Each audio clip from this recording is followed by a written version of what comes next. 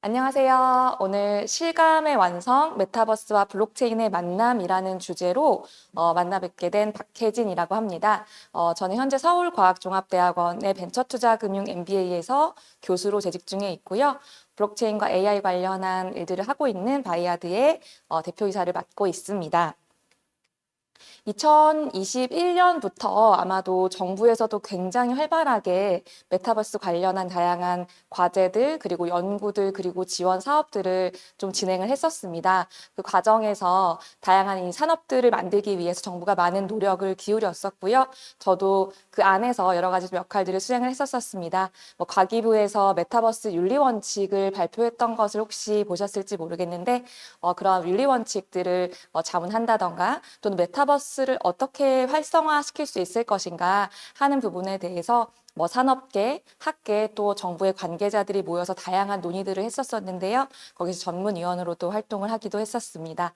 콘텐츠진흥원은 사실 메타버스하고 굉장히 연계가 높은 정부 조직이죠. 그러다 보니까 다양한 콘텐츠진흥원과의 또 다양한 사업들에 제가 또 자문 또는 평가위원 등으로 참여하면서 메타버스라고 하는 사업이 어떻게 하면 정말 실질적으로 성장할 수 있을까라는 부분들에 대해서 많은 고민들을 했던 것 같습니다. 오늘은 약 1시간 정도의 시간 동안에 그러한 제 고민들 그리고 또 현업에서 많이 만나뵀던 많은 메타버스 관련한 여러 가지 기업들의 이야기 그리고 제가 학교에 재직을 하면서 했던 연구나 고민 등을 좀 여러 곳으로 담아서 이야기를 전달드려 보려고 하고요. 더불어서 제가 주제를 이렇게 잡아보았는데요. 메타버스와 블록체인의 만남이라고 잡은 이유가 아마도 여러분들 메타버스 이야기를 듣다 보시면 이 실감이라고 하는 그 몰입, 실감이라고 하는 단어들을 많이 듣게 되실 거고요. 거기에 의해서 메타버스가 어떻게 하면 몰입과 실감을 만들어낼 수 있는가 이 영역에 대해서 많은 어떠한 기술적인 또는 어떠한 장치적인 부분들에 대한 이야기들을 많이 들으셨을 것 같습니다.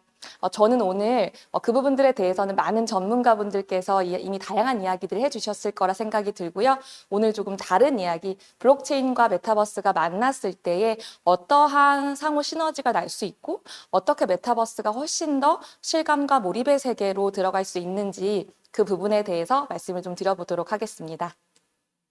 이렇게 한번 슬라이드로 시작을 해보도록 하겠습니다. 여러분, 메타버스라는 이야기는 우리가 정말 지난 몇 년 동안 정말 많이 들었던 것 같습니다.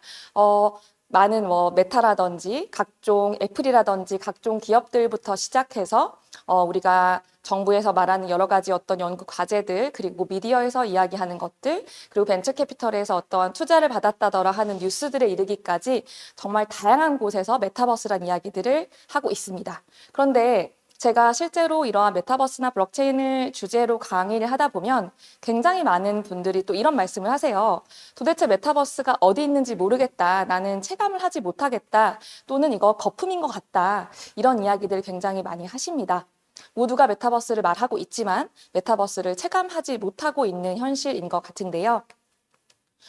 더불어서 우리가 이 메타버스라고 하는 것들은 이 현실적, 물리적 한계를 뛰어넘어서 우리가 조금 더 사람들 간이 여러 연결이 가능한 이러한 가능성과 기회를 열고 있는 세상이다라는 기대를 많이 모았었습니다. 특히나 이 코비드 19을 우리가 지나면서 사람들이 만날 수 없었잖아요. 그러다 보니까 이 메타버스라는 공간을 통해서 교육이 이루어지기도 하고요. 그리고 회사의 어떤 조직들이 메타버스로 조직을 옮겨나가면서 와, 새로운 출근과 퇴근 혹은 새로운 업무 환경이 만들어지는구나 라고 하는 기대도 많이 했었습니다. 더불어서 사람들이 인간은 소셜 활동을 굉장히 하고 싶어 하잖아요. 그런 차원에서 우리가 만날 수 없었던 코비드 19 상황에서 우리가 물리적 한계를 뛰어넘어서 그런 메타버스에서 만나서 놀면 되지 않을까라고 하는 기대들도 많이 했던 것 같습니다. 그런데 우리 지금 어떠신가요? 여러분들 메타버스에 접속하셔서 친구들 만나고 메타버스에 접속하셔서 업무를 하고 메타버스를 통해서 많은 일상의 시간들을 보내고 계신가요? 아마도 많은 분들이 아니라고 말씀하실 것 같습니다. 그렇죠? 우리는 이 하이퍼 커넥트, 즉 뛰어넘은 연결, 한계를 뛰어넘은 연결이 가능할 것이라 기대했던 이 메타버스가 있음에도 불구하고 여전히 만나기 위해서 오프라인을 찾고 있습니다. 그렇다라고 하면 우리가 지금 굉장히 훌륭한 기술들 그리고 자본 여러 가지 것들이 메타버스라고 하는 산업을 활성화시키고 이를 키우기 위해서 많은 노력들이 가해지고 있음에도 불구하고 우리는 실질적으로 체감하지 못하고 있는 상황, 메타버스에 과연 그럼 필요한 것이 무엇일까라고 하는 질문을 한번 던져보고 싶습니다. 많은 분들께서 이 몰입이라고 하는 단어를 말씀하실 것 같아요. 메타버스에 있어서 가장 중요한 것은 결국 몰입이다. 우리가 메타버스라고 하는 공간으로 들어가면서 또다시 이 메타버스의 룰을 배우고 여기에서는 이러한 것들이 이루어져야 된다. 이것을 숙지해야 된다라고 하는 것들을 생각하고 깨닫고 또다시 익히고 학습하고 습득하고 하는 과정들을 거쳐야 한다라고 하면 절대 집중하거나 몰입을 할 수 없겠죠. 그렇기 때문에 메타버스에서는 그 누구도 우리가 메타버스라고 하는 단어를 느낄 수조차 없게끔 몰입이 가능한 어떤 환경이 조성되어야 하고 그때 비로소 우리는 이것이 메타버스다 라고 이야기할 수 있을 것이다 라고 많이들 말씀하십니다. 심지어는 이 정말로 메타버스가 완성되는 시점이 됐을 때에는 메타버스란 단어를 굳이 아무도 쓰지 않게 될 것이다. 즉 메타버스라는 단어를 쓰지 않게 되었을 때 비로소 우리가 정말로 이야기했던 이 몰입 가능한 메타버스 환경이 만들어진 것일 것이다 라고 말들도 많이 합니다. 그러면 이 몰입이라고 하는 것은 도대체 어떻게 만들어져야 될까요? 네, 많은 요소들이 있습니다. 그래픽 당연히 필요하고요. 그쵸? 디자인이나 사운드와 같은 부분들도 아주 결정적인 큰 역할을 합니다.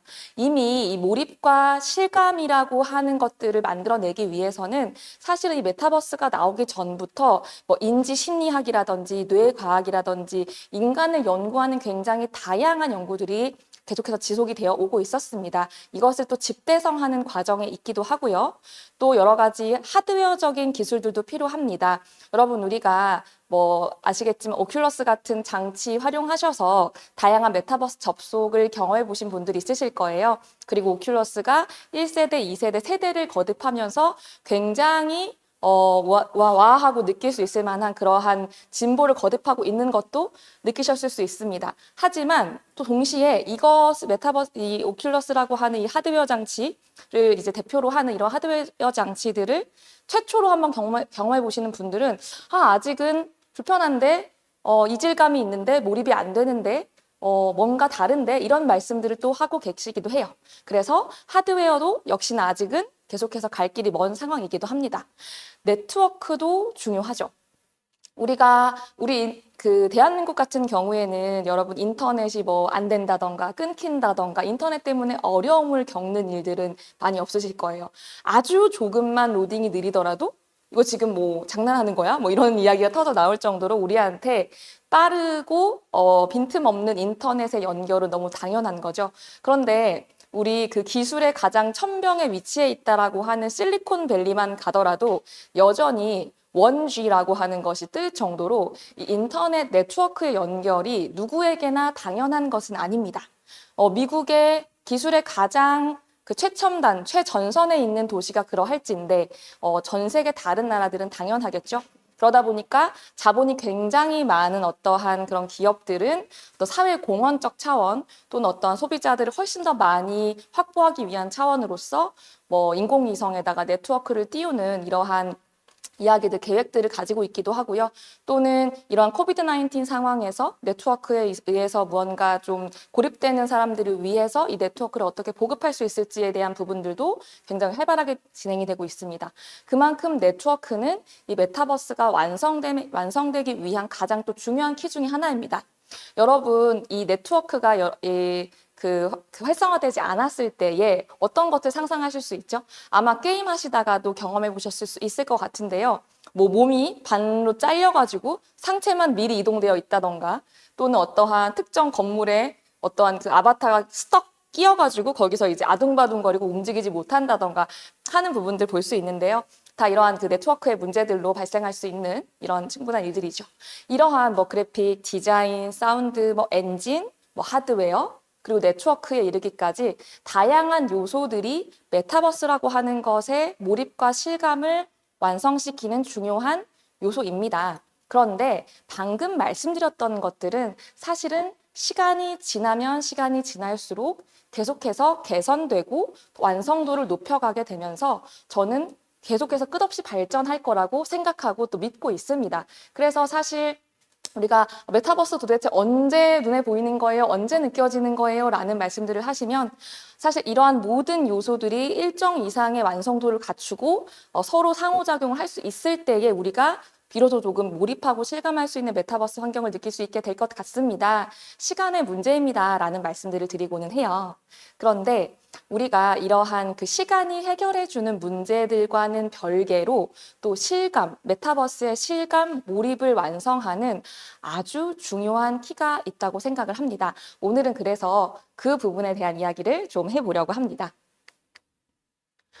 우리 그 메타버스는 디지털 세상에서 사람들이 연결되는 것이고 디지털 세상에서 많은 일들이 일어나는 것이죠. 우리가 이 디지털 세상과 좀 반대되는 용어로서 오늘 현실 세상을 제가 물리적 현실이라고 물리적 세상이라고 좀 말씀을 드려보겠습니다.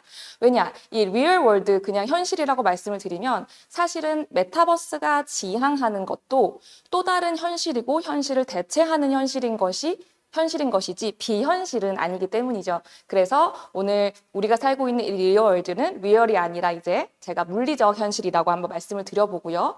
그것에 상반되는 단어로서 이제 디지털 세상에서의 메타버스도 현실이다. 이러한 이제 그 전제를 깔고 한번 얘기를 해보겠습니다. 우리가 메타버스에서 일상을 보낸다는 것은 여기서 경제적인 활동도 가능해야 할 것이고요. 사회적인 활동도 가능해야 할 것이고요.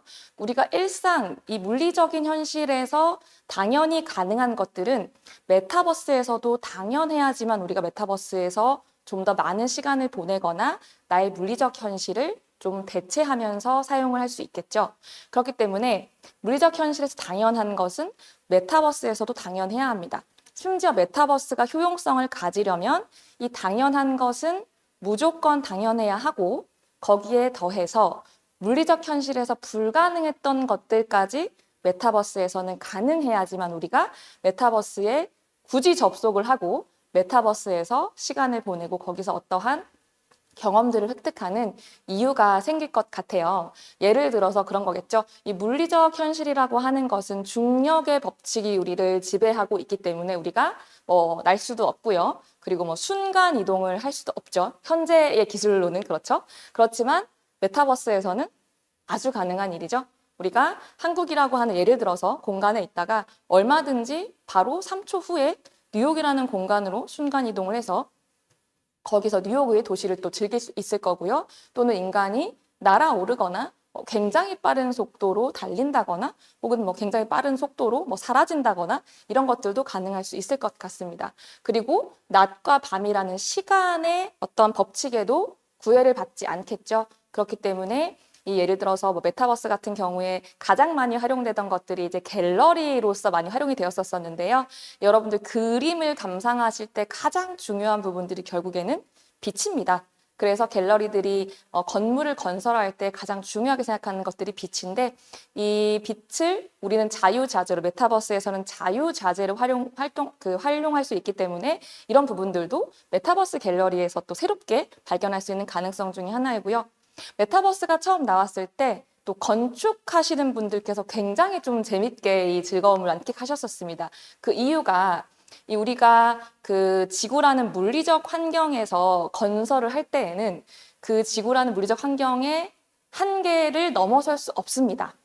그래서 거기에 나오는 그 지역이 가지는 여러 가지 어떤 집안의 특성이라든지 그리고 바람이라든지 태양이라든지 그 주변에 어떠한 자연 환경이 위치하고 있는가 이런 것들이 이 건축물의 그 디자인이라든지 그 건설에 지대한 영향을 끼칠 수밖에 없는 부분인데요. 그런데 메타버스는 어떻죠? 그렇지 않죠. 그렇다 보니까 이 건설 하시는 분들께서 마음껏 상상의 나래와 창의력을 펼쳐 가시면서 또 메타버스에서 다양한 건물들을 또 짓고자 하는 그런 시도들도 많이 있었던 것으로 알고 있습니다. 이처럼 우리가 메타버스에서는 많은 물리적 현실에서 불가능한 것들이 가능해지는 것이 이것의 재미이지만 그것의 전제 조건은 물리적 현실에서 당연한 것은 메타버스에서도 당연해야 한다라고 하는 것이 굉장히 중요한 전제 조건입니다. 이것이 성립되지 않은 상태에서 아무리 메타버스가 다양한 어떠한 상상과 창의의 세상으로 우리를 안내한다 하더라도 이 당연한 것들의 불편함이 즉각적으로 우리에게 몰입을 방해하는 요소가 될 수밖에 없거든요. 그렇기 때문에 이 물리적 현실의 당연함과 메타버스의 당연함을 강조할 수밖에 없는데요. 그래서 오늘은 그러면 어떠한 당연함을 얘기해 볼까라고 했을 때 사유재산이라는 것을 한번 저는 오늘 얘기를 해보고 싶습니다.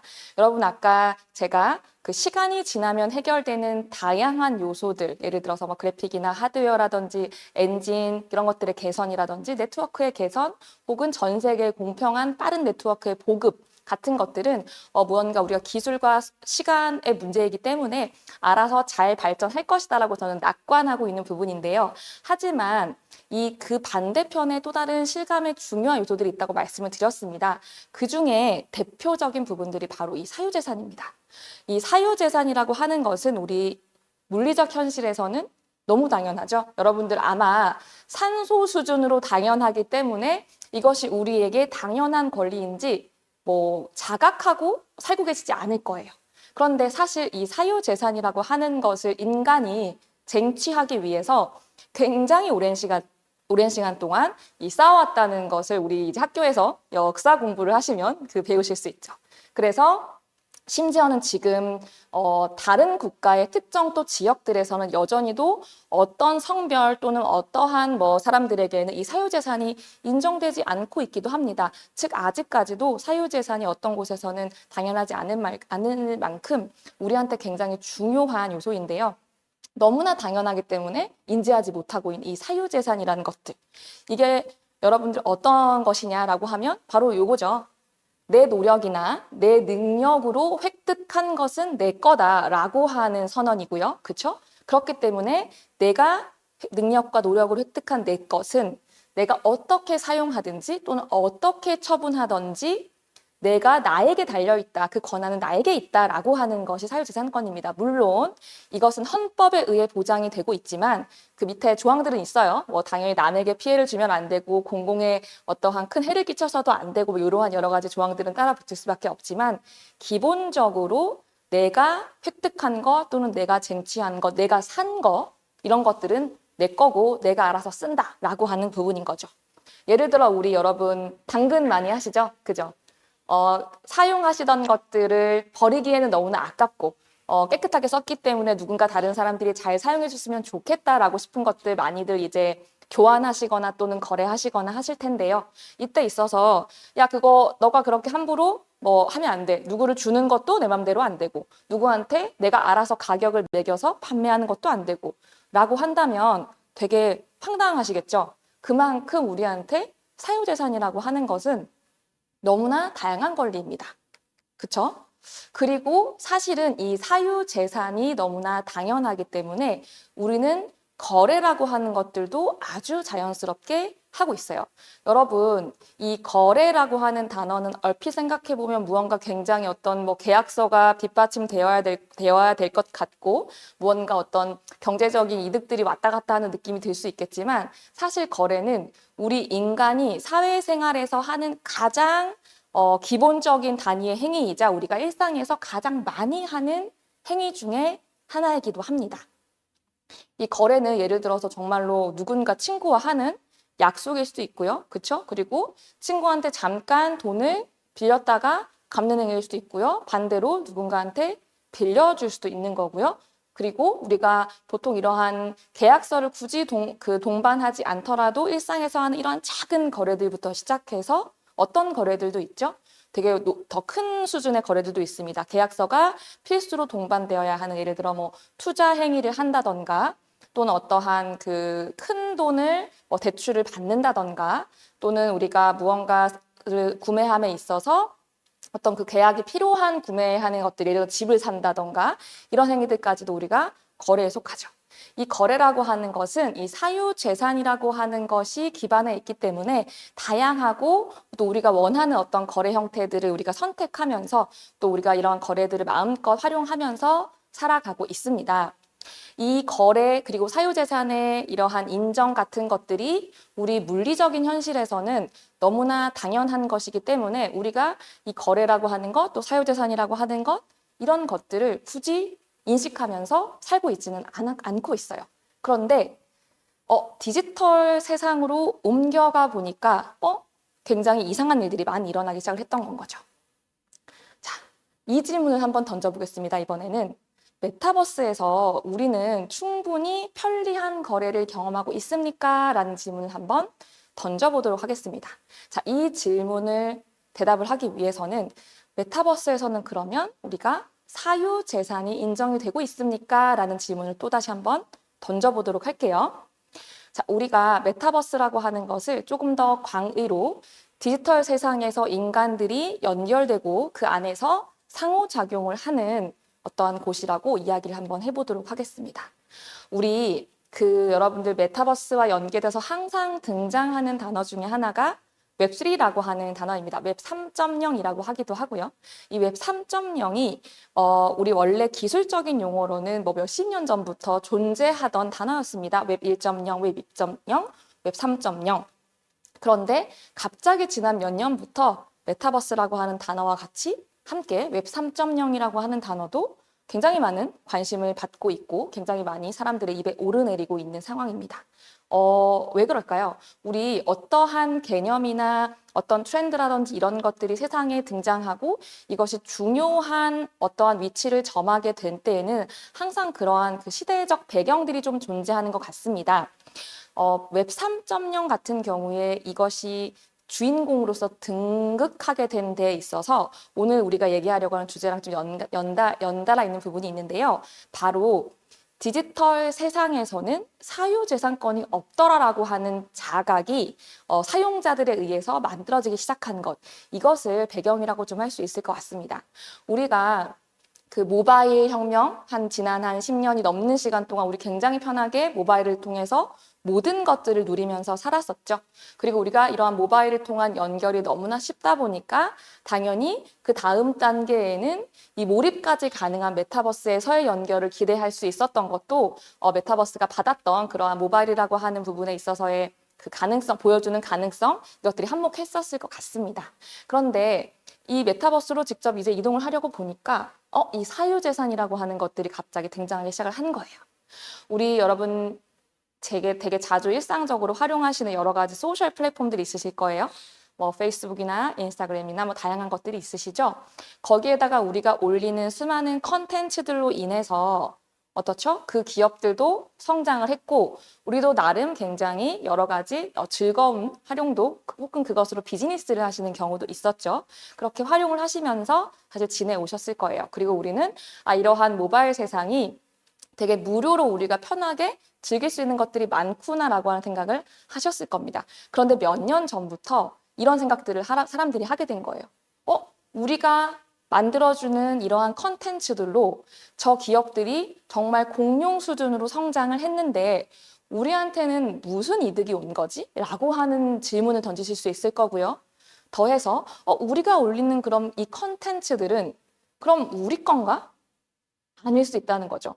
자, 그 회사의 서버에 우리가 올린 컨텐츠들은 그 기업들이 그냥 서버를 닫아버리거나 기업들의 운영 약관에 의해서 우리가 계정이 갑자기 사라지게 되면 우리 그냥 그 컨텐츠들은 다 날아가는 건 거죠. 생각해보니까 우리 게 아니네. 그리고 저들이 우리의 컨텐츠, 즉 아까 우리가 우리의 노력과 능력으로 만들어내고 획득한 것은 내 것인 것이 사유재산인데 왜 쟤네들은 그것을 우리에게 어떠한 보상도 주지 않고 있지라고 하는 생각들을 하게 된 거예요. 그런데 여기에 더해서 이 기업들이 그러면 감사한 마음을 가지고 있는가라고 또 생각을 해봤을 때 아닌 것 같아요. 예를 들어서 우리의 개인정보를 굉장히 소홀히 다루는 듯한 어떠한 이슈들이 지속적으로 넘쳐나기도 하고 여러 가지 문제들이 계속해서 만들어지는 이 상황이 결국 사람들로 하여금 자각을 하게 된 거죠. 또 다른 큰 예도 있었습니다. 게임인데요. 우리 메타버스하고도 굉장히 연결되어 있는 단어죠. 사람들 게임 같은 경우에 정말 게임에 몰입하셔서 게임을 진짜 일상적으로 많이 즐기시는 분들 계십니다. 그런 경우에는 이 게임 아이템에 거액의 돈을 쓰셔서 아이템을 구매하시고 이것을 또 게임에서의 능력치로 활용하시는 경우도 계시는데요. 그랬을 때 뭐 아시겠지만 유명한 뭐 리니지 같은 게임에서 뭐 어떤 칼 같은 것들 수십억에 거래되기도 하고 그랬던 것들 뉴스에서 보셨을 수 있습니다. 그런데 과연 그러한 게임 아이템들 내가 예를 들어서 1년, 2년을 열심히 이 게임이라는 나라에서 몇 시간씩 게임을 하면서 보내서 획득한 나의 아이템들 또는 내가 귀찮으니까 돈으로 해결하자라고 하면서 많은 돈을 주고 구매한 게임 아이템들은 그럼 내 건가? 우리 물리적 현실에서는 우리가 열심히 노력과 능력을 통해서 얻어낸 것들은 내 거죠. 그렇죠? 그리고 또는 우리가 우리 돈 주고 산 것도 심지어 당연히 내 거죠. 그런데 게임 회사의 약관을 읽어보면 게임 아이템은 회사 거예요 라고 적혀 있습니다. 이것을 이제 뭐 법적인 다툼들이 생겨나면서 사람들이 알게 되면서 다들 이제 이상하네. 왜 디지털 세상에서는 물리적 현실에서 다양한 사유재산이 보장되지 않는 거지라고 하는 의문들을 느끼게 되는 여러 가지 에피소드들이 지난 몇 년간 일어나게 되었고요. 자연스럽게 그러면 이 내 것을 당연히 내 것으로 보장해주는 세상에서 우리가 살고 싶다. 디지털 세상에서도 그것이 당연해야 한다라고 하는 생각으로까지 이어지면서 이 웹3라고 하는 세상에 대한 여러 가지 사람들의 관심이 좀 증폭되기 시작을 했습니다. 그러다 보니까 같이 지금 관심을 받고 있는 이 메타버스라고 하는 것도 우리 모바일 세상에서 우리가 보장되지 않던 사유재산권을 메타버스에서는 당연히 보장받아야 되는 거 아니야? 라고 하는 생각들을 할 수밖에 없고요. 이 사유재산이라고 하는 것이 사실은 보장되었을 때 비로소 어떠한 편리하고 물리적 현실에서 당연한 거래 형식이 당연하게 메타버스에서도 진행될 수 있다라고 하는 부분들 충분히 예상하실 수 있을 것 같습니다. 그래서 이 메타버스에서는 우리 사유재산과 그리고 편리한 거래 이런 것들이 굉장히 중요하게 되고요. 이 부분들이 보장되지 않고 이 부분들이 걸리는 순간 아무리 기술적으로 어떤 여러 가지 환경과 조건과 장비와 장치들이 발전하여 우리의 몰입을 도와준다 하더라도 이러한 일상의 경험이 메타버스에서 지켜지지 않는 순간 몰입은 깨질 수밖에 없죠. 그래서 결국에는 실감이라고 하는 영역에는 단순히 어떠한 그런 기술적인 부분의 실감 더하기 경제적인 영역에서의 실감도 보장이 되어야 한다. 즉 실감 경제가 우리에게는 몰입의 굉장히 필수적인 키다라고 말씀을 드릴 수 있을 것 같습니다. 그리고 오늘 제가 타이틀에서도 적었던 블록체인이라고 하는 것이 바로 메타버스 내에서 이 실감 경제를 가능하게 하는 굉장히 중요한 역할을 하게 될 것이다라고 지금부터 좀 말씀을 드려보도록 하겠습니다. 먼저 이 NFT라고 하는 것들을 말씀을 드릴 수 있을 것 같은데요. NFT도 아마 굉장히 여러분들 많은 들어보셨을 것 같아요. 이것을 뭐 Non-Fungible Token 이렇게 해서 이제 기술적으로 설명하는 것들을 많이 들어보셨을 수도 있고 NFT는 거품이다라고 하는 기사를 통해서 접하신 경우도 있을 것 같아요. 그도 그럴 것이 이 NFT라고 하는 것이 2021년에 그런 우리나라에서 소위 말하는 뭐 8시, 9시 공중파 뉴스에서 처음 등장했던 그 사건이 NFT 예술 작품이 한 780억 원, 한화 780억 원에 거래된 사건이 있었습니다. 이렇게 높은 가격에 그냥 그 디지털 이미지, JPG 이미지가 780억 원에 거래가 됐어요. 그러니까 한국에서 공중파 뉴스가 이 NFT라고 하는 단어를 다루더라고요. 굉장히 신선했습니다. 이 NFT는 디지털 아이템의 소유권을 보장하는 기술이다라고 이제 저는 설명을 드리는데 이걸 조금 더 구체적으로 말씀 한번 드려볼게요. 이 Non-Fungible Token이라고 하는 것의 약자입니다. 약자여서 앞에를 따서 NFT라고 부르는데요. 이 NFT는 우리가 토큰이라고 하는 거는 여러분 어떤 거예요? 뭐 500원, 1000원 이런 것들도 우리가 쉽게 말해서 토큰이라고 할 수 있죠. 그죠? 그래서 서로 간에 다 동등한 가치로 거래가 되는 거, 뭐 달러도 있을 수 있고요. 금도 동일한 금의 어떠한 거래들이 시장에 가격 형성이 되어 있기 때문에 이제 거래가 가능하죠. 그래서 이렇게 모든 것들은 모든 펀저블하다라는 거는 대체 가능하다는 뜻인데 모든 대체 가능한 것들은 그것이 몇 개로 쪼개져 있든지 간에 그것들이 균등한 가치로서 서로 교환이 되는 것. 보통 이제 화폐로 우리가 생각을 하면 될 것 같습니다. 그런데 사람들이 사실은 이 균등한 가치만을 거래하고 사나요? 세상에는 그렇지 않은 것들이 굉장히 많이 있습니다. 예를 들어서 BTS에게 받은 사인 CD는 그냥 다른 BTS의 CD하고는 다른 가치를 가지겠죠. 또는 우리가 예술 작품들을 구매함에 있어서도 이 예술 작품은 예를 들어서 굉장히 유명한 어떠한 콜렉터가 샀던 것을 내가 다시 산 거야 라고 하면 또 다른 의미를 가질 수 있겠죠. 우리가 여러 가지 문맥이 주는 효과라든지 상황과 여러 가지 이제 조건들로 인해서 분명히 태어날 때에는 같은 가치를 가지고 태어난 것들도 시간이 지나면서 히스토리가 쌓여나가고 다른 가치를 가지는 경우들이 많아요. 그래서 세상에는 등가의 가치로 교환되지 않는 무수한 것들이 있습니다. 이것을 이제 그 블록체인 기술을 활용해서 뒤에 도장을 찍어주는 거예요. 디지털로. 이것은 유일한 것이고 진짜입니다. 이런 도장을 찍어주게 되면 사람들은 이것이 JPG, 동일한 JPG 파일로 수백, 수천 개로 복사된다 하더라도 내가 갖고 있는 게 진짜이고 원본이다라고 하는 도장이 찍혀있는 유일한 거니까 이게 가치 있어 라고 하면서 이 가치 자체를 인정받을 수 있는 이제 이러한 환경을 조성하게 해준 그러한 기술이라고 볼 수 있습니다. 그래서 이 NFT라고 하는 도장이 찍혀 있는 것들은 실제로 요거 자체만 유일하다, 요거 자체만 진짜다, 이제 이렇게 거래될 수 있는 믿을 수 있는 믿음을 보장해 주는 거라고 보시면 될 것 같고요. 우리 시장에서 무언가가 가치를 달고 거래가 된다는 것은 결국 그 시장에서 신뢰를 보증해 주기 때문인 거죠. 예를 들어 화폐도 마찬가지일 것이고 우리가 어떠한 백화점에서 가방을 사든 구두를 사든 간에 그 가격이 정해져 있는 것들이 이 백화점이라는 플랫폼 또는 우리의 시장 경제가 이 상품은 이 가격을 주고 사도 괜찮아 혹은 이 가격을 주고 판매하기로 약속했어 라고 하는 것들을 이제 주는 것일 텐데요. NFT가 그렇다고 보시면 될 것 같습니다. 그래서 NFT 도장이 찍혀 있다라고 하면 이거 진짜구나. 이게 유일한 그거구나. 다른 곳에서 디지털이니까 복사 붙여넣기가 너무나 용이해서 다른 곳 사람들 수없이 많이 내가 가지고 있는 이미지나 내가 가지고 있는 뭐 동영상이나 이런 것들을 가지고 있지만 내가 가지고 있는 파일이 진짜구나 라고 하는 거, 이제 그러한 안심을 주는, 그러한 신뢰를 보장해주는 기술이다. 이렇게 보시면 될 것 같은데요. 이 NFT가 왜 필요하냐? 일단 우리 메타버스로 한번 돌아와 볼게요.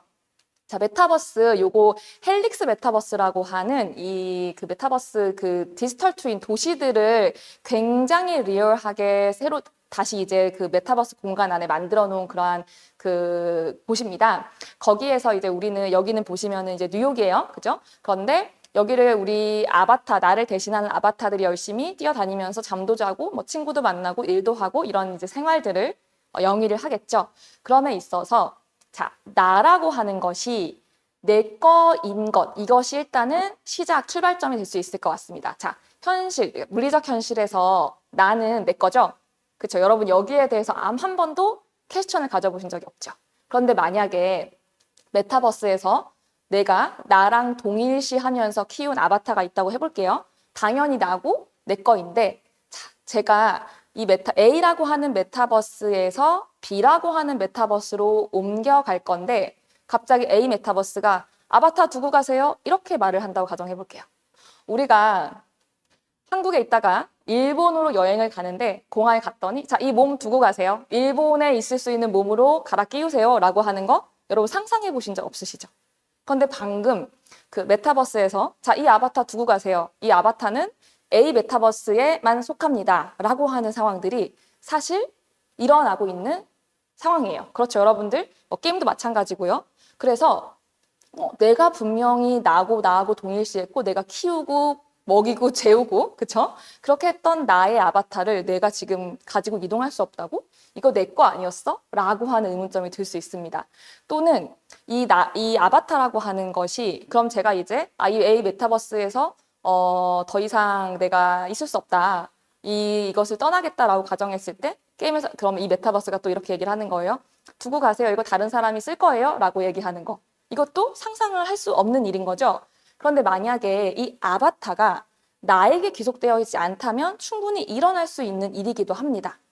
아까 말씀드렸던 것처럼 메타버스에서 사유재산이 보장되지 않는다면 애초부터 내가 나로서 동일시했던 아바타에 대한 재산권도 나에게 귀속되지 않는 것을 의미하게 되고요.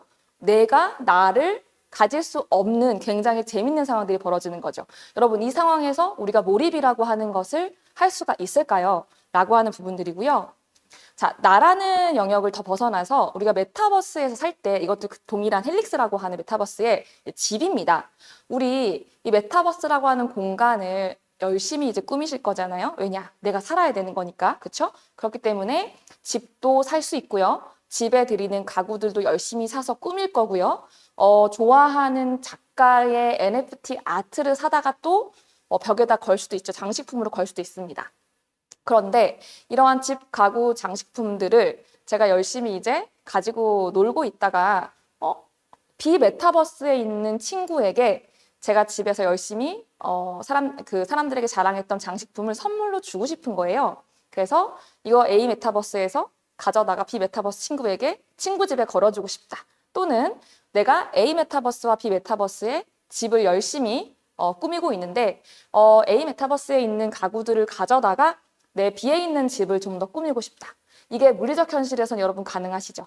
물리적 현실에서는 여러분의 한국에 있는 집, 뉴욕에 있는 집 두 채가 있다고 가정을 해볼게요. 행복한 가정이네요. 네, 그럴 때 내가 A의 한국에 가지고 있던 나의 집에 내 재산들을 옮겨서 내 B에 있는 뉴욕에 있는 집으로 가져가고 싶어. 물론 이제 세관을 통과하거나 여러 가지 이슈들이 있을 수 있습니다. 고액의 자산들이면. 그렇지만 어쨌든 간에 불가능하지 않죠. 그런데 또 A 메타버스 이렇게 말을 하는 거예요. 여기서 가지고 나갈 수 없습니다. 어차피 가지고 나가면 규격도 맞지 않고요. 보이지도 않을 거예요. 라고 얘기를 하는 거죠. 분명히 내가 산 것 또는 내가 열심히 일을 해서 획득한 것, 이 재산들이 내 재산이라고 생각을 했는데 A 메타버스에 갇혀있네. 여기 들고 나갈 수가 없다? 라고 하는 순간 우리의 몰입은 깨질 수밖에 없는 상황이 됩니다. 이런 상황인 거죠. 우리가 디즈니랜드에서 너무 재밌게 놀았어요. 그래서 후드티도 사 입고 그런 그 머리띠 같은 것들, 그죠? 그 미키마우스 머리띠도 사서 재밌게 놀았습니다. 그리고 거기서 디즈니랜드에서 이제 잘 놀았다 하고 집에 가자라고 하고 집 밖으로 딱 나왔는데 갑자기 모든 아이템들이 사라져 버리는 거예요. 벌거벗은 임금님처럼 되겠죠, 그죠? 이런 상황을 우리가 상상을 할 수 있었나요? 물리적 현실에서는 상상할 수 없는 일들인데 메타버스가 각각의 세상들이 그냥 단일한 세상으로 만들어져 있다면 즉 우리가 모바일 세상에서 경험하던 것처럼 페이스북은 페이스북의 세상, 인스타그램의 세상, 또 여기는 여기의 세상으로 만들어져 있다라고 하면 우리는 충분히 메타버스에서 이러한 상황을 경험할 수 있게 된다라는 말씀을 드리는 거고요. 더불어서 여러 가지 문제들이 있습니다. 메타버스는 여러분 그 메타버스를 세상을 구현하는 또 방식들이 되게 다양할 수 있어요. 그렇죠? 그래서 어떤 곳은 너무나 사실적으로 이게 정말 진짜 우리가 살고 있는 세상이야 아니야 라고 싶을 정도로 사실적인 그래픽으로 무장한 세상도 있을 수 있고요. 3D이기는 3D인데 뭔가 굉장히 좀 카툰스러운 이미지로 포장된 그런 세상도 있을 수 있고요. 화면에 지금 이쪽에 보이시는 것처럼 그 복셀이죠. 픽셀의 3D 버전이죠. 이 복셀처럼 이렇게 조각조각 우리 레고처럼 이렇게 생긴 세상으로 만들어진 메타버스도 있습니다. 우리가 이 메타버스 간에 왔다 갔다 이동을 함에 있어서 자연스럽게 그 세상의 어떠한 모습으로 바뀌지 않으면 이상하겠죠? 그럼 복셀의 사람들이 다 돌아다니고 있는데 나만 굉장히 사실적인 3D 상태로 거기에 도달할 수는 없을 거예요. 그렇기 때문에 자동으로 이 변경이 돼야 되는 부분들도 분명히 있을 거예요. 그래야지만 사실은 우리가 왔다 갔다 다양한 메타버스들을 마치 우리가 옆나라 가듯이 다양하게 이동하면서 다닐 수가 있을 텐데요. 여기서 등장하는 또 다른 문제가 바로 상호 운용성과 표준화의 문제입니다. 우리가 앞서서 사유재산에 대한 이야기를 했었어요. 사유재산, 즉 내 거였는데 내가 이 세상에서 들고 나갈 수가 없는 내게 있다는 것을 자각하는 순간 우리의 몰입은 깨져버릴 수밖에 없다라고 하는 말씀을 드렸었는데요. 두 번째가 바로 상호 운용성의 문제입니다. 메타버스 세상마다 각각 가지는 어떠한 그 규격들이 굉장히 다를 수밖에 없는데요. 그렇게 됐을 때 우리가 과연 자유롭게 세상에 대한 이동이 가능한가? 이 질문을 할 수밖에 없습니다. 여기서 이 블록체인이라는 것이 또다시 등장을 합니다. 앞서 사유재산에서는 나라고 하는 것에도 NFT라는 도장을 찍어주고 내가 가진 모든 재산들에도 NFT라고 하는 도장을 찍어줌으로써 내가 이 세상에 귀속된 형식으로 나의 재산을 가지는 것이 아니라 나에게 귀속된 형식으로 재산들을 가질 수 있기 때문에 이것을 내가 다른 세상으로 옮겨가는 것에 어떤 불편함을 느끼지 않을 수 있게 하는 것. 이것이 이제 그 블록체인 기술, 즉 NFT라고 하는 것을 기반으로 우리가 사유재산을 가질 수 있는, 주장할 수 있는 방법이라고 말씀을 드렸는데요. 두 번째, 이 다양한 규칙과 다양한 표준들로 이루어진 이러한 메타버스 간에 자유롭게 이동을 하기 위해서는 결국에는 세상이 서로 간에 연결되도록, 즉 상호 운용되도록 만들어져 있어야 된다라는 말씀을 드리고 싶습니다. 그런데 이 메타버스를 만드는 주체들은 다 너무 다양할 거잖아요. 그렇죠? 그래서 이 주체들이 처음부터 우리가 C라는 메타버스를 만들 건데 지금 세상에는 우리 말고도 200개의 메타버스가 존재하니까 시작부터 이 200개를 다 연결하겠습니다라고 하는 거 굉장히 어렵고 또 돈이 많이 드는 일일 수도 있습니다. 그런데 이 블록체인이라고 하는 네트워크를 기반으로 해서 그것을 활용해서 우리가 메타버스를 짓게 되면 이것이 이 사업주들의 어떠한 고민의 선의 문제가 아니라 이 네트워크 공급자들이 해줄 수 있는 영역으로 전환이 되게 돼요.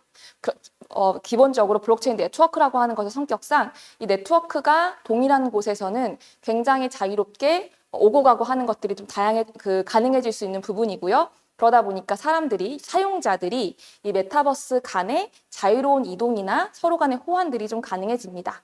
더 나아가서 이 표준화 부분인데요. 여러분들 보시면 지금 이 토끼 머리띠를 쓰고 있는 이 아바타는요. 이 NFT로서 지금 시장에 발매되어 있는 클론X라고 하는 프로젝트의 6773번 NFT입니다. 자, 이것을 가지고 내가 다양한 메타버스에서 나는 이 아바타로 살 거야 라고 마음을 먹었어요. 자, 그래서 지금 세 개 보시는 것 보시면 아시겠지만 다 다른 메타버스에서의 아바타가 구현되는 모습들입니다. 그런데 아까 말씀드린 것처럼 제일 끝에 보시면 복셀 형식으로 되어 있는 나라들도 있고요. 두 번째처럼 굉장히 실감나는 3D 형태의 메타버스도 있을 수 있겠죠. 이런 것들을 오고 갈 때마다 계속 여기 세상에서만 가능한 아바타를 사용해야 한다라고 하면 나는 나 하나를 잘 키워내고 싶고 그 하나로서 인플루언서가 될 수 있는 거고요. 그렇죠? 그 하나의 아바타를 나로서 잘 키우고 싶은데 이 메타버스에서는 이것, 저 메타버스에서는 저것 이렇게 사용한다면 어렵겠죠. 그런데 이제 블록체인 네트워크를 공통으로 사용하는 곳들은 이 상호 운용성을 바탕으로 해서 이제는 표준화 과정까지도 서로가 함께 지금 공유를 하고 있는 상황입니다. 그러다 보니까 하나의 아바타를 가지고도 이 아바타를 가지고 다양한 메타버스들을 이동할 때마다 해당 메타버스의 규격들에 맞게 나의 아바타가 용이하게 전환되는 이러한 상황들이 지금 펼쳐지고 있다. 이렇게 말씀을 드릴 수 있을 것 같습니다. 그래서 이 블록체인 네트워크라고 하는 것은 NFT를 활용해서 사유재산을 보장해주고 나의 재산권이 특정 메타버스 안에 속한 것이 아니라 나에게 귀속되도록 하는 데 도움을 주는 것, 더 나아가서 이 블록체인 네트워크를 통해서 각 메타버스를 자유롭게 이동 가능하도록 하는 것, 더 나아가서 내가 가진 자산들이 해당 메타버스의 규격에 맞게 스무스하게 바뀌도록 하는 데까지 이제 지금 기여를 하고 있다. 이렇게 말씀을 드릴 수 있을 것 같아요. 마지막으로는 지갑과 마켓의 문제입니다. 자, 내가 가지고 있는 것이 나에게 귀속될 수 있다라고 하는 것은 무슨 뜻일까요? 예를 들어서 제가 이제 A라고 하는 메타버스에서의 삶을 청산하고 싶어요. 그래서 너무 다양한 곳의 세상에서 내가 활동하다 보니까 나 이제 한두 개의 메타버스에만 집중을 해서 살겠다라는 생각할 수 있죠. 예를 들어서 우리가 전 무대를 대상으로 삶을 사시는 분들도 있고 한 로컬에 굉장히 집중해서 사시는 분들도 있는 것처럼 메타버스도 그렇게 될 수 있겠죠. 그랬을 때에 열심히 내가 지금 쌓아왔던 많은 자산들이 이 A라는 메타버스에 다 쌓여 있는 거예요. 이것을 그럼 버리고 가야 하느냐. 우리가 만약에 이 블록체인이나 NFT라고 하는 것을 바탕으로 나에게 귀속되는 재산 형태로 가지고 있지 않는다면 버리고 가셔야 될 수 있습니다. 우리 게임에서는 자주 있는 일이죠. 우리 게임에서 아무리 열심히 아바타 키우시고 거기서 뭐 잔뜩 그 아이템 박스를 가득 채우도록 아이템을 쌓아 놓으셔도 내가 이 게임을 이제 안 할 거라고 하면 사실 그거 뭐 무용지물이 되는 거죠. 저도 예전에 디아블로를 엄청나게 많이 했었었는데 그때 뭐 생일 선물도 다 아이템으로 받았었어요. 뭐 반지도 많고 목걸이도 많았었는데 그것들 다 거기다 두고 나올 수밖에 없는 건 거죠. 그런데 만약에 이 블록체인 기반으로 해서 나에게 기속돼 있다는 말은 결국에는 이 지갑이라고 한 나의 어떠한 자산 박스라고 해볼게요. 이 자산 박스 안에 다 애초부터 다 거기에 들어있는 거다라고 말씀을 드릴 수 있을 것 같고 그렇게 된다라고 하면 이것을 그냥 들고 나오시면 됩니다. 그렇죠? 그래서 들고 나오면 그럼 뭐 할 거냐라고 하면 우리가 같은 블록체인 네트워크를 활용해서 서로 상호 운용되거나 표준이 서로 맞춰져 있는 곳이면 들고 그냥 이사 가시면 되고요. 또 그렇게 서로 표준까지 맞춰지지 않은 곳들도 많이 있어요. 그런 경우에는 어떻게 하시면 되죠? 마켓, 시장 가셔서 판매하실 수 있게 되는 겁니다. 그래서 이 블록체인을 기반으로 만들어진 이러한 자산들은 그냥 글로벌 거래소들이 큰 곳들이 몇 군데 있습니다. 이 거래소들은 특정 메타버스에 국한된 곳들이 아닌 거예요. 예를 들어서 우리 그 요즘에 다양한 영화들을 보시면 뭐 몇천 년 후, 몇천 년 후에 이제 우주를 배경으로 하는 곳들이 있고요. 그리고 그 우주들에 이제 여러 항성들이 막 존재하고 있고 다양하게 생긴 종족들이 살고 있습니다. 그런데도 항상 뭐 중간 평화지대라든지 뭐 사람들이 어떤 종족이든지 와가지고 뭐 물물 거래를 한다거나 교환을 한다거나 어떤 상업 활동을 할 수 있는 그러한 지대들 이런 것들이 있는 것들 보셨을 수도 있고 상상해 보실 수 있을 것 같은데요. 이 블록체인 네트워크 안에서는 이미 그러한 거래소들이 존재하고 있습니다. 대표적으로 제가 지금 화면에 보여드리는 오픈시라고 하는 곳이 이제 그러한 대표적인 마켓플레이스인데요. 여기 가시면 분명히 다양한 세상에서 만들어진 여러 가지 아이템들도 그냥 오셔서 내가 거래하고 싶은 가격에 내놓고 사람들이 또 그것을 구매할 수 있고 이러한 다양한 환경들이 만들어져 있습니다. 그러다 보니까 내가 열심히 키워서 나의 자산화 시켜놓은 나의 메타버스 내에서의 이 가치 있는 것들을 들고 나오셔서 더 이상 필요가 없을 때에는 그 메타버스에 버리거나 귀속되도록 그냥 두는 것이 아니라 나의 현금 자산으로 만들 수 있는 그러한 상황이 펼쳐져 있는 것이죠. 여기서 지갑이라고 하는 것이 왜 중요하냐라고 말씀을 드려보면 이러한 블록체인을 기반으로 하는 대부분의 곳들은 로그인하거나 사인업이라고 하는 과정이 없습니다. 우리 보통 어떠한 그 모바일 세상에서도 그렇고요. 그 전에 웹 세상에서도 그랬고 모든 곳들은 가면 회원 가입을 하셔야 되죠. 예전보다는 회원 가입의 절차가 굉장히 줄어들었기는 했지만 여전히도 계속해서 나의 개인정보들을 그 웹사이트에다가 주면서 가입을 하는 절차들을 거쳐야 됩니다. 그리고 매번 비밀번호 요청하는 비밀번호의 그 컨비네이션이 다르죠. 어떤 곳은 대문자를 꼭 넣으시오. 어떤 것은 뭐 15자 이상으로 만드시오. 굉장히 달라요. 그러다 보니까 적어놓지 않으면 까먹죠. 그런데 적어놓으면 또 뭐가 불안하죠? 그거 누구한테 해킹당할까 봐 되게 불안하시죠? 이런 것들이 사실은 이제 서로 연결되지 않는 이러한 디지털 세상에서의 문제들인데요. 블록체인 네트워크상에서 이것이 구동된다면 그냥 지갑 하나 안에다가 나의 모든 자산을 넣을 수 있습니다. A 메타버스, B 메타버스, C 메타버스가 모두 블록체인 네트워크 위에서 작동한다라고 가정하면 이 세상에 있는 모든 세 가지 세상의 모든 자산들을 나의 단일 지갑 안에 그냥 나의 아까 지갑은 뭐 자산 상자라고 말씀드렸죠? 나의 그냥 상자 안에다가 동일하게 넣을 수 있는 거예요. 그리고 우리가 마켓을 가든 또는 다른 메타버스를 가시든지 간에 언제나 그냥 그 지갑을 그 사이트에 연결만 하시면 됩니다. 그래서 보통 방금 보여드렸던 오픈시도 그렇고요. 여러 가지 블록체인 기반들의 서비스를 가보시면 Connect Your Wallet이라고 하는 단어들이 나옵니다. 이것은 네가 가지고 있는 여러 가지 지갑 중에서 연결하고 싶은 지갑을 골라서 연결하세요 라고 하면 그 연결한 순간 끝이에요. 그러면 저는 여기에다가 개인정보를 줄 필요도 없고 어떤 뭐 로그인을 해서 내가 어떤 가입을 하거나 비밀번호를 찾아야 되거나 하는 그 고민도 없습니다. 이 지갑에 대한 비밀번호 하나만 기억하고 계시면 돼요. 그러면 이제 그 지갑이 열리고 그 지갑 안에 있는 많은 자산들을 판매할 수도 있고요. 누구하고 교환하거나 거래할 수도 있고요. 메타버스 내에서면 그 옷으로 새로 갈아입거나 다른 아바타로 교체하거나 하는 것들이 이제 다 가능해진다. 이렇게 말씀을 드릴 수 있을 것 같습니다. 그래서 어떠한 나의 재산이 그 서버, 그 회사, 혹은 그 세상에 갇히는 것이 아니라 나의 지갑이라고 하는 내 것으로 귀속되게 만들어주고 이것을 자유롭게 사용하거나 처분하거나 거래하거나 하도록 가능하게 해주는 것, 이것이 블록체인이 가지는 특징이다. 그리고 이러한 블록체인을 기반으로 메타버스가 구동될 때에 비로소 우리가 자유로운 메타버스 간의 이동, 그럼으로 인해서 거래하거나 나의 재산에 대한 어떠한 그 사용의 불편함을 느끼지 않고 우리가 온전히 몰입이 가능하다, 이 말씀을 드릴 수 있을 것 같아요. 그래서 이 내가 심지어는 어떠한 것을 처분함에 있어서 판매 방법이나 결제 방법까지도 내가 자유롭게 선택을 할 수 있는 것. 이것이 이제 블록체인이 주는 자유로움이라고 말씀을 드릴 수 있을 것 같고요. 아까 제가 제일 처음 부분에 당근 말씀드렸었죠. 당근에서 내가 3천만 원을 주고 산 쇼파이고 5개월밖에 쓰지 않았지만 난 이걸 무료로 누구한테 주고 싶어 라고 했을 때 이것을 누가 강제로 막을 수 있는 방법은 없습니다, 여러분. 그렇죠? 내 것이었기 때문에 내가 누군가한테 주고 싶으면 주는 거고 이것을 어떤 가격을 붙여 팔고 싶으면 파는 건 거예요. 그렇죠?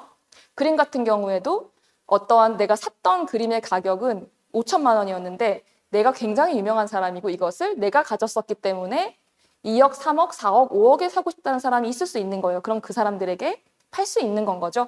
너 5천만 원을 샀으니까 절대로 1억 이상으로는 팔 수 없어 라고 강제하지 않습니다. 나의 재산이기 때문에 그럴 텐데요. 역시나 우리가 메타버스 안에 있는 자산도 블록체인으로 네트워크를 통해서 기반으로 할 때 나의 사유재산권이 보장이 되고 그래서 그것의 처분에 대한 권한까지도 자유롭게 할 수 있다라고 하는 말씀을 드릴 수 있을 것 같습니다. 정리를 해보면 결국에는 이 NFT라고 하는 것을 활용해서 우리가 가지고 있는 원래는 블록체인이 아니었다라고 하면 NFT가 아니었다라고 하면 그냥 그 세상에 있는 디지털 아이템에 불과했을 것들이 아바타부터 시작해서 아이템에 불과했을 것들이 자산의 형태를 띠게 된다라고 하는 것들을 말씀을 드리고요. 이 자산이 되고 나서 그 다음에는 어떻게 되죠? 사유, 즉 내 것임을 증명할 수 있게 만들어주는 것. 그리고 더 나아가서 내 것임이 증명되었기 때문에 이것을 내가 편하게 거래할 수 있도록 해주는 것. 이것이 블록체인 기반의 NFT가 만들어지고 있는 어떠한 자유로움이고요. 여기에 더해서 이것을 거래하는 결제, 화폐 수단 같은 것들이 동일한 네트워크를 사용할 경우에 굉장히 용이하게 지금은 뭐 다른 네트워크라도 용이성이 높아지고는 있지만요. 되게 용이하게 토큰을 활용해서 다양한 어떠한 거래들이 활성화되기 때문에 이것을 만드는 사람들도 공급하는 사람들도 내가 A 메타버스에서 만든 침대이지만 이것을 B나 C 메타버스에서도 사람들이 사러 오네 라고 했을 때 결국에는 여기서 창작자들이 굉장히 많은 활동을 하게 될 것이고요. 공급이나 소비가 증가하면서 마켓이 형성될 수 있는 그런 환경이 펼쳐질 수 있습니다. 우리 제페토 한창 초반에 제페토에서 얼마를 벌었습니다. 얼마 벌었습니다. 이러한 크리에이터들 이야기 많았어요. 만약에 그러한 제페토에서 만들어진 것들을 다른 메타버스들에서도 가져다가 쓸 수 있게 된다면 얼마나 이 창작자들의 그 수익의 폭이 넓어질 수 있을까를 상상해 보실 수 있을 것 같습니다. 결국에는 이렇게 마켓이 형성될 때에 좀 스스로 작동하는 이코노미가 형성된다라고 하는 부분들을 말씀을 드릴 수 있을 것 같고요. 결국에 블록체인은 한마디로 정의를 하면 이네이블러라는 표현으로 말씀을 드리고 싶습니다. 그래서 우리가 메타버스에서 몰입을 하기에 필요한 여러 가지 다른 충분 조건들, 우리 말씀드렸던 뭐 하드웨어라든지 네트워크라든지 그래픽, 디자인, 사운드 같은 것들, 이런 부분들도 한 축을 담당하지만 결국에는 우리가 물리적 현실에서 당연하게 가능했던 것들을 메타버스 내에서도 아무 부자연스러움 없이 가능하게 해주는 그러한 작동 기제로서 블록체인이라고 하는 것을 한번 보시면 좋을 것 같고요. 그랬을 때에 메타버스 내에서도 물리적인 현실만큼 편리하게 또는 그보다 훨씬 재미있게 경제 활동을 가능하게 한다라고 하는 측면까지 가능하게 해주는 것이 바로 블록체인이고 그렇기 때문에 블록체인이 메타버스의 실감 경제를 가능하게 해주는 이네이블러다 이렇게 정리를 해볼 수 있을 것 같습니다. 결국 처음에 우리가 제가 이런 질문을 드리면 시작을 했었어요. 그래, 오케이, 우리가 메타버스에 점점 더 몰입을 하고 실감을 하려면 어떤 것들이 필요하지? 라고 하는 질문을 하면서 우리가 처음에 제 이야기를 시작을 했었는데요. 결국에는 몰입과 실감을 완성하는 것은 다양한 기술적인 부분들도 당연히 필요하지만 거기에 더해서 우리가 물리적인 현실에서 그냥 당연하고 숨 쉬듯이 가능한 것들, 이것들이 메타버스 내에서도 편하고 자연스럽게 경험으로 이루어져야 된다. 이 경험이 깨어지는 순간, 나에게 당연했던 것들이 메타버스에 접속하니까 갑자기 당연하지 않게 되는 순간 우리의 몰입 실감은 불가능하기 때문에 이러한 부분들이 충족이 되는 것이 핵심적으로 우리가 메타버스를 완성하는 데 있어서 굉장히 중요한 부분일 것이다 라는 말씀을 드리면서 오늘 제가 준비한 이야기를 마치도록 하겠습니다. 한 시간 동안 들어주셔서 감사합니다. 박혜진이었습니다.